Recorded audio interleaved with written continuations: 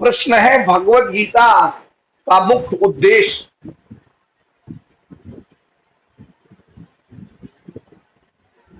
इस श्लोक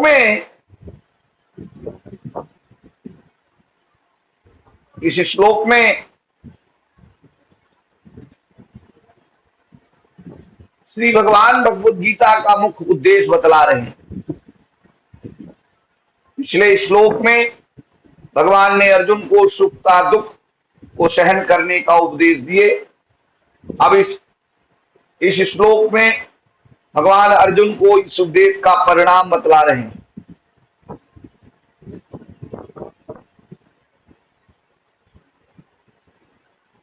यदि अर्जुन सुख और दुख के प्रहारों से व्यथित नहीं होंगे तो क्या होगा? भगवान कहते हैं वह निश्चित रूप से मुक्ति के योग्य है। तो भगवत गीता के उपदेश अत्यंत वैज्ञानिक है। श्री कृष्ण जो भी उपदेश देते हैं उनका कुछ कारण है, तथा वे कारण समझाते हैं।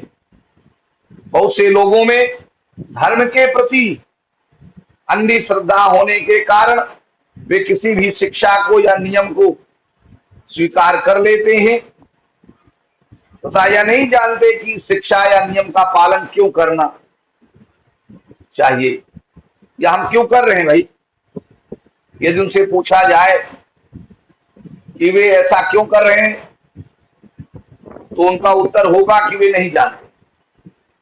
यदि कोई व्यक्ति किसी औषधि का सेवन करता है, यानी आप कोई दवा खाते हैं और या नहीं जानते कि औषधि हम क्यों ले रहे हैं भाई,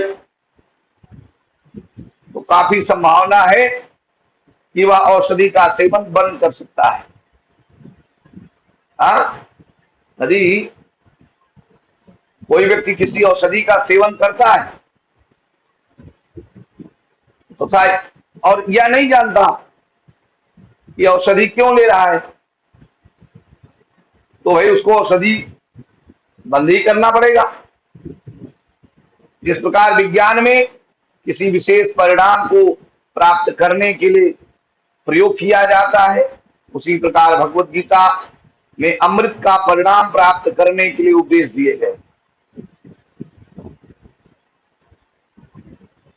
अब श्लोक के प्रथम शब्द है यम ही ना व्यथयन्ते ते पुरुषम, अर्थात जिस पुरुष को ये व्यथित नहीं करते। क्या व्यथित नहीं करते? पिछले श्लोक में भगवान ने कहा है कि इंद्रियों के विषय सुख का दुख उत्पन्न करते हैं, तो अर्जुन उन्हें सहन करे। इसका अर्थ हुआ कि यहां पर भगवान इंद्रिय बोध से उत्पन्न सुख का दुख की बात कर रहे हैं और कह रहे हैं कि असली पुरुष वही है जो सुख और दुख सहन करे। यदि पुरुष का अर्थ मनुष्य लिया जाए तो हम कह सकते हैं कि जो व्यक्ति सुख का दुख को सहन नहीं कर सकता वह मनुष्य कहलाने योग्य नहीं है। जो पशु है वे सुख और दुख से व्यथित होते रहते हैं। उनके जीवन में दो ही लक्ष्य हैं, सुख पाने का प्रयास और दुख से छूटने का प्रयास। सुख में वे जो पशु हैं वे सदा व्यतीत रहते हैं। सुख में वे 6 प्रकार से व्यतीत रहते हैं, ध्यान रखिए। पहला काम। काम का अर्थ है कामना, या उस अग्नि के समान है जिसमें जितना ही अधिक घी डाला जाए उतना ही अधिक वह बढ़ती जाती है। व्यक्ति जितना अधिक इंद्रिय सुख करने का प्रयास करता है उतनी ही अधिक उसकी भोग कामना बढ़ती जाती है। इस प्रकार व्यक्ति सुख के समय में काम अग्नि से अत्यंत व्यथित रहता है।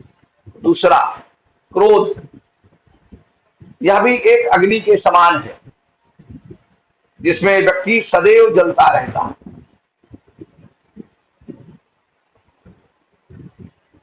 भगवद गीता के दूसरे अध्याय के 62वें श्लोक में भगवान कहते हैं, कामा क्रोधो अभिजायते, अर्थात काम से क्रोध उत्पन्न होता है। अब हम विचार करेंगे कि काम से क्रोध कैसे उत्पन्न होता है। जो व्यक्ति इंद्रिय सुख में लगा रहता है उसके अंदर भोगने की नई नई इच्छाएं उत्पन्न होती और वह अपने समीप के व्यक्तियों से आशा करने लगता है कि वे सभी उसकी भोग इच्छाओं को पूर्ण करने में पूर्ण सहयोग करेंगे। परंतु जब वे व्यक्तिगत उसकी इच्छाओं को पूर्ण नहीं करना चाहते अथवा यदि वे चाहते भी हैं परंतु पूर्ण नहीं कर पाते तो उसे उन व्यक्तियों पर बहुत क्रोध उत्पन्न होता है। इस प्रकार व्यक्ति सुख के समय में क्रोध अग्नि से अत्यंत व्यथित रहता है। तीसरा, लोभ, यह भी एक अग्नि के समान है। यह एक प्रकार का असंतोष है। व्यक्ति अपने आप से असंतुष्ट रहता है। उसे भोग की जितनी वस्तुएं प्राप्त होती हैं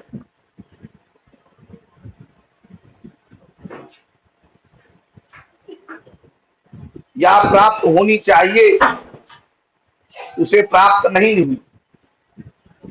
यदि व्यक्ति के अंदर धन के प्रति लोभ है तो वह दो प्रकार से व्यतीत होता है। पहला, वह जितना धन पाना चाहता है उसे उतना धन नहीं प्राप्त हुआ, और दूसरा, उसके पास जितना धन है वह कहीं नष्ट न हो जाए। इस प्रकार व्यक्ति सुख के समय में लोभ अग्नि में जलता है। अब मोह, चौथा मोह, यह भी एक प्रकार की अग्नि। यह भोगों के प्रति आसक्ति है। जिस समय व्यक्ति भोगों से दूर रहने के लिए विवश होता है तो वह व्यथित होता है। इस भौतिक संसार में व्यक्ति को ऐसे अनेक कारण मिलते हैं जिनमें उसे भोगों से दूर होना पड़ता है। इस प्रकार व्यक्ति सुख के समय में भी मोह अग्नि से अत्यंत व्यथित रहता है। मद, यह भी अग्नि के समान है।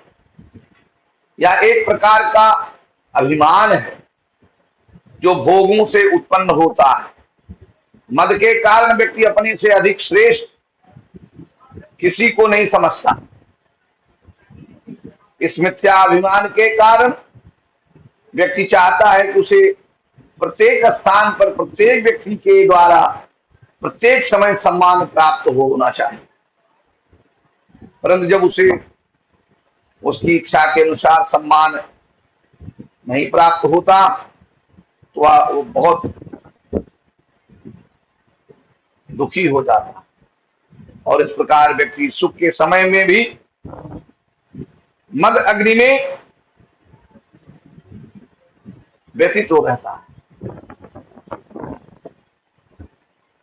और छठा है मत्सर, यह भी एक प्रकार की अग्नि है। इसका अर्थ है ईर्षा। जब व्यक्ति देखता है कि दूसरा व्यक्ति उसके समान या उससे अधिक सुख भोग रहा है तो उसके हृदय में एक प्रकार की जलन उत्पन्न होती है। जब दुर्योधन ने देखा कि पांडवों के पास द्रौपदी जैसी सुंदर स्त्री है तथा कुबेर के समान धन संपत्ति है तो वह ईर्षा की आग में जलने लगा।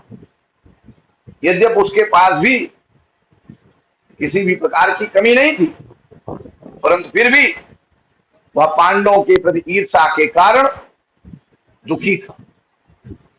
इस प्रकार व्यक्ति सुख के समय में भी मत्सर अग्नि में अत्यंत व्यथित रहता है। काम क्रोध मद लोभ, बाबा तुलसी कहते हैं काम क्रोध मद लोभ नाथ नरक के पंच।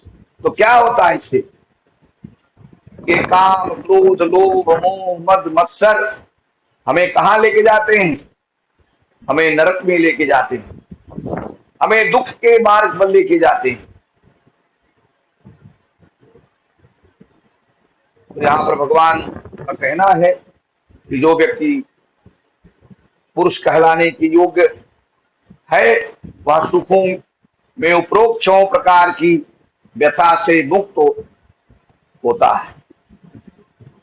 इन 6 प्रकार की व्यथा से भगवान का भक्त ही मुक्त रहता है।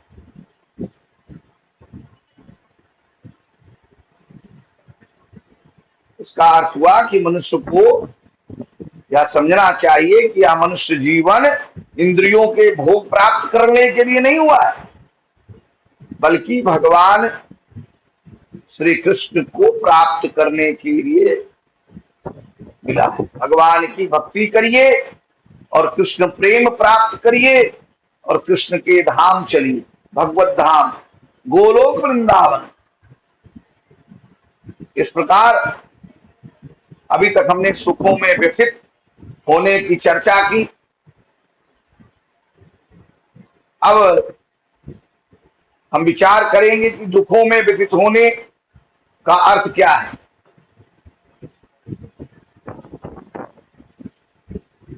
जब व्यक्ति अपने आप को इस भौतिक संसार में सुखी समझता है या सुखी होने की आशा करता है तो वह दुखों में कष्ट भय तथा चिंता से व्यथित रहता है। इसलिए वास्तव में भौतिक संसार में जो दुख है वे दुख के कारण नहीं है, बल्कि सुख भोगने की आशा के कारण दुख है। भागवत में कहा गया है आशा ही परमम दुखम नैराश्यम परमम सुखम, अर्थात सुखों की आशा ही इस संसार में सबसे बड़ा दुख है और सुख भोगने की आशा ना करना ही सबसे बड़ा सुख है। सुखों की आशा ही इस संसार में सबसे बड़ा दुख है। सुख की आशा करना सबसे बड़ा दुख और सुख भोगने की आशा न करना सबसे बड़ा सुख। हरे कृष्ण।